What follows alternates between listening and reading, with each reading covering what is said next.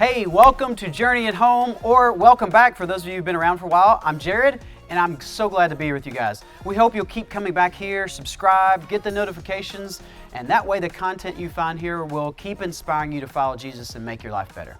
So I'm going to wrap up this two-part series today called Struggle Bus. I think one of the big things we all have in common is that life can sometimes be difficult, even feel unmanageable, especially when it comes to the areas of our life that we're trying to change. We've all had that frustrating experience of just not being able to change something that we really want to change. Like in some cases, it seems like the harder we try to change something, the worse it actually gets.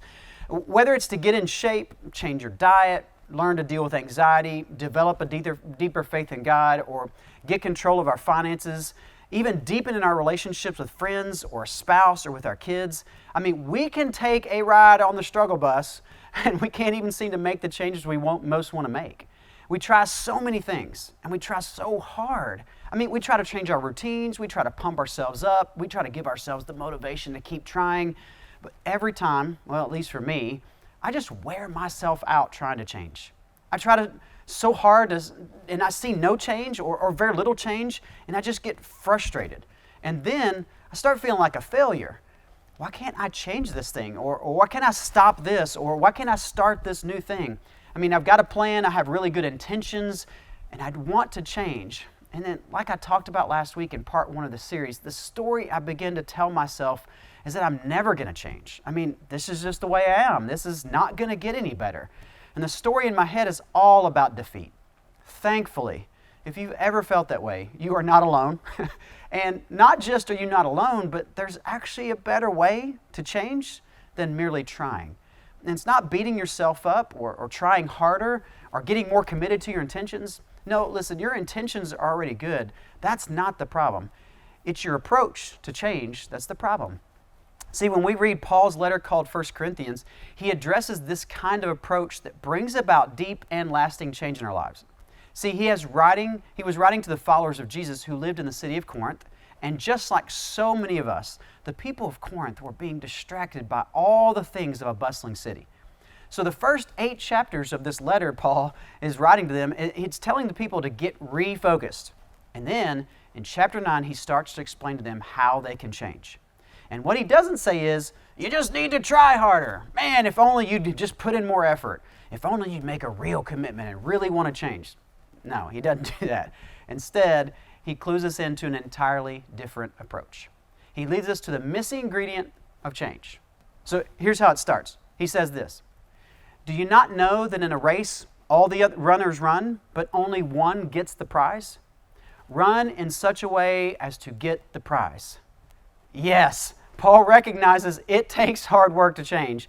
Paul's not saying change is just passive, but he says we should compete, just like a runner competes for a prize. He says there is a prize to be gained. There's a better life to be gained. It's worth running after. It's worth doing the hard work, right? And then he comes on and says this: everyone who competes in the games goes into strict training. Olympic athletes don't just try hard for 4 years to get ready to compete in the games. They go into strict training. Training is very different than just trying. Training is proactive, not reactive. Training looks at the prize and then looks at the reality of where I am right now, and then comes up with a plan for how to move from A to B to C to D all the way to Z.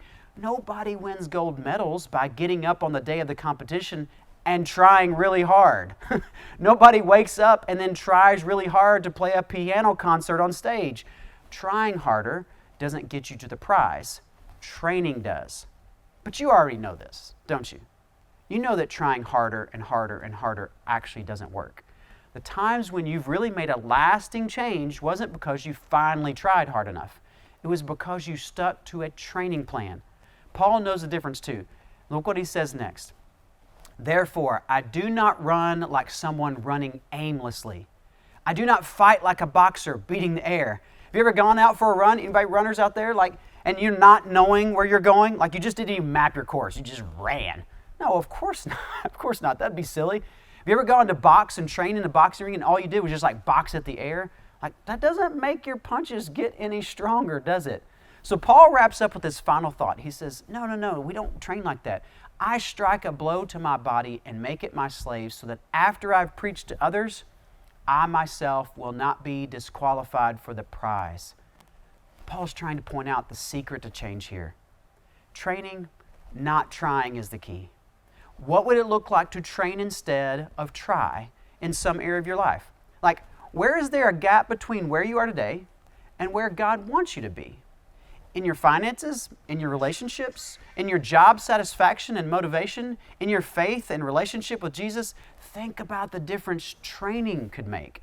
You'd have to change your approach. Think about it. Rather than just trying to feel more passion for your spouse, like just trying that out, what if you trained yourself to be more loving? Rather than coming home and trying really hard not to be frustrated or trying not to focus on all the negative stuff, you could train yourself to act more loving and to serve and to speak kind words. What would a training plan to be more in love look like? Or with your finances. You've always said you want to be able to give more and be more generous, but by the end of the month, the extra money's just gone. And no matter how hard you try, you end up spending rather than giving. What would a training plan look like to actually change the way you manage your money in order to be more generous? If you want to go into strict training like Paul said, you'll need to change your approach. You'll need to find someone who's good at the thing you're bad at. Or you'll need to find a group to support you, because training by yourself is never going to work. No Olympic athlete trains in isolation. Training requires a plan and some people around you to keep you moving toward the prize, because training is hard, but it's worth it. And those people will help you celebrate the process. Because listen, change isn't a magical process. You're going to be tempted to think that training isn't working. You're going to mess up sometimes. You're going to skip some important steps, and you're going to think you've ruined your entire training plan. You're going to be tempted to give up. But when you're in training, you have to celebrate each step you take, especially the steps you take right after you mess up, the ones that put you right back into training. Celebrating the outcome is great. But once you start celebrating all of the steps you take toward the outcome, you start to realize the truth of Paul's teaching. The prize is worth it, and the prize is actually attainable. The genius of Paul's training over trying idea is that the gap we see in ourselves is actually often too big for us to manage on our own. God often asks us to do things that we don't see as possible. The person He is calling us to be, the kind of person who can serve people selflessly, the kind of person who can forgive deep hurts from our past, the kind of person who can have joy and peace even in the middle of a ride on the struggle bus, that seems impossible at times. The gap is too big between where we are and where God wants us to be. But when we enter into training and stop trying, we realize all we're responsible for is doing the next right thing. It's a choice today to commit to the training. It's a choice to lean into the people around us who are holding us accountable to the person we say we want to become. It's the choice to get back into training the moment after we mess up, because we know God's grace is there for us. It's a realization that even while we're on the struggle bus, that as we celebrate every step of training, we can find a full life. So listen, give up trying to get off the struggle bus. Instead, adopt a new approach. Begin training and trust that God is with you every step of the way.